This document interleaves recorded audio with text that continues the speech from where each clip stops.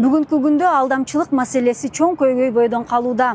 Буга байланыштуу банк картасын башка бирөөгө берген адамга карата административдик жана кылмыш жаза кодекси каралат. Бул жаңылык тууралуу жарандар эмне билет? Келгиле жарандардан сурап көрөлү. Сиз билесизби, жаңы закон чыгыптыр. Мисалы, сиз бирөөгө берсеңиз же сатсаңыз, ушул үчүн административдик жана кылмыш жаза жоопкерчилигине тартылышыңыз мүмкүн. Бул жөнүндө билчиңиз беле? Туура эле. Эгер өзүнүн доверенностью бир кагаз болсо, анда берүүгө болот го. Эгер ишеничтүү адам болсо же жакын туугандары болсо, а так балким бирөө аны урдап келген, эч ким билбейт аны кайдан келген картаны. Туура да. Туура да. Мошенниктер көбөйүп баратпайбы ошо? Мошенниктер көбөйүп алдап атат ошо. Мен ойлойм, өзү жоопкерчилик киши өзүнүн мойнунда да. Ага кылмыш кодекси негизи артыкчылык болуп атат го.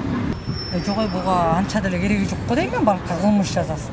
Мисалы үчүн эч ким уурдатып эле ийбесе карточкасын бирөөгө бербейт да. Каршымын мен мисалы үчүн. Неге дегенде бул мошенница болуп картасына канча акча бар болсо, анын баарын өздөрү уурдап кетиши мүмкүн да айтса болот. Анан коммерциялык банктар бул тууралуу мисалы сизге карта берип атканда айтыш керекпи сизге? Айтыш керек, туура болот го деп ойлойм мен. Сизге айтышты беле? Негизи айтышкан, картаны да эч ким көрбөш керек, бирөөнүн колдонгону, паролун айтып анан. Туура эле деп ойлойм, берип атканда эскертиш керек. Ооба, айтыш керек. Обязательно айтыш керек, сөзсүз түрдө. Бул нерсе эми жоготулган учурда ал РОВДга барып өзү арыз жазат да. Андай нерсе түшүнүктүү эле го дейм да, адамдын өзүнө. Ал айтыштын деле кажети жок. Бул нерсе бар болуп атат да, анан ал карточканын кереги деле жок деп ойлойм да кээдечи. Ага лишний акча төлөбөйт болчумун деген, мен ошондой ойлойм. Банк аны эскертип айтыш керек.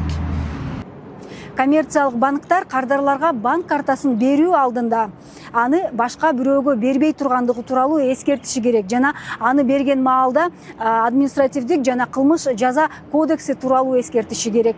Мындай жаңы демилгени Улуттук банк коомдук талкууга чыгарды.